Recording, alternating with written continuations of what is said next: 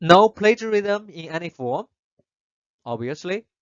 Common forms plagiarism used without citation. Verbatim, you use word for word. You paraphrase. Look at what I gave here. Kate has a cute little cat. That's the original document. Then you write, the girl owns a lovely kitten. To me, if you use without citation, they still constitute plagiarism. Make sense? Because you are essentially rephrase everything.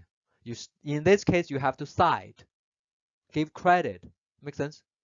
On the other hand, other than use without citation, some people do this.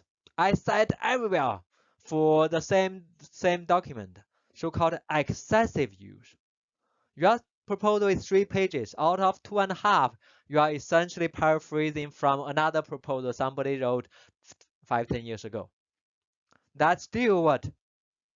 Plagiarism, because it is constitute, even if you cite, it constitute what?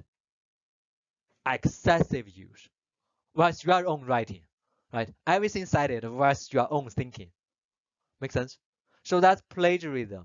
Either word for word without citation, or paraphrase without citation, or excessive use. Okay? Entire paper, paragraph, large sections. And there are additional resources about plagiarism, and you are advised to take a look at them. Okay? Let's stop here.